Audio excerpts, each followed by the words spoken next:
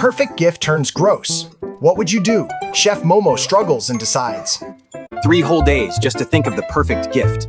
6 long hours in the kitchen, all for Mimi. Ah, my nose. Oh no, don't. Oh no, Momo, you clumsy fool. Perfect gift, turned gross. No one saw it, maybe it's fine.